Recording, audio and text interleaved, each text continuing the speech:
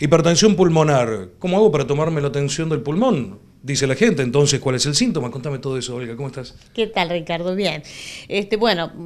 Volviendo al tema de hipertensión pulmonar, está bien tu pregunta. Es decir, yo me puedo tomar la presión arterial en el brazo y esa será la presión sistémica.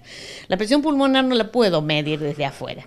Necesito métodos invasivos. Pero primero, yo le tengo que tener presente que existe. Es decir, generalmente, si tengo un individuo joven que de pronto tiene disnea, como le llamamos nosotros, falta de aire, sed de aire, dificultad, tiene cuando hace un movimiento, un ejercicio y hasta que llega incluso hasta en reposo a tener falta de aire, es una cosa que yo tengo que pensar en el algoritmo diagnóstico que uno se plantea cuando alguien tiene falta de aire, que es un motivo de consulta. Uno consulta porque, claro, empieza a agitarse a lo mejor cuando hace un esfuerzo desmedido, después cuando corre colectivo, después cuando tiende la ropa, o de pronto cuando está acostado se despierta con falta de aire. Entonces llama la atención y concurre al médico. El médico tiene que tener presente, y hoy no es una manifestación que solamente la tenga que controlar o dominar el neumonólogo o de pronto el cardiólogo.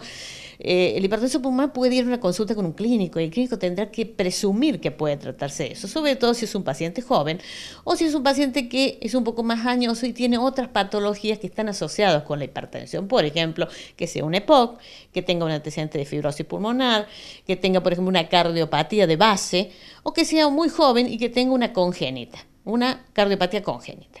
Entonces hay que tener en cuenta también esas cosas. Entonces, primero hay que presumir que estamos con una hipertensión pulmonar. Y después vienen todos los métodos diagnósticos, desde un buen examen físico, con un buen interrogatorio, zanjando todas las cosas que te pueden predisponer.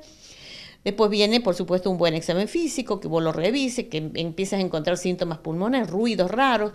Un segundo ruido, que es el de la pulmonar, muy importante, o un soplo de alguna cardiopatía, como puede ser una comunicación interauricular o interventricular, que está relacionada también con la hipertensión. Después vendrá la radiografía de tórax, donde vas a ver una gran arteria pulmonar en la zona del medio, sobre todo la derecha, que uno la ve aumentada de grosor, de tamaño. Y después, aparte de eso, uno presume que puede tratarse de eso. Por allí, si el corazón está grande, suma, pero no necesariamente. De ahí empiezan a aparecer los ecocardiogramas. El ecocardiograma es un excelente método, sobre todo con Doppler, que me mide la presión pulmonar por un método indirecto. Y después de allí ya uno quiere precisar el diagnóstico y se va a los métodos invasivos. Entonces entramos a los cateterismos cardíacos con test de vasorreactividad específicamente para ver qué pronóstico. O sea, con eso presumimos, después lo confirmamos, llegamos a la etiología, porque es necesario saber para poder dar un tratamiento.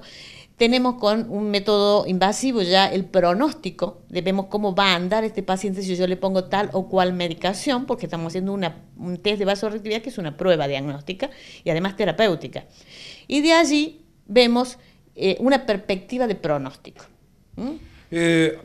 Muy completo, ha quedado muy claro, pero tengo más preguntas, como digo siempre, para la próxima. Cómo no, Ricardo, nos vemos. La doctora Olga Kerr vio que, y es la pregunta que va a continuar, ¿cómo no era que o estaba obstruido por otorrinolaringología o por un problema en la nariz y demás, o que era porque tenía un problema del corazón? Ahora, ¿esto es propio del pulmón o tengo que ser enfermo cardíaco? Esa y otras preguntas más adelante. Ahora la pausa.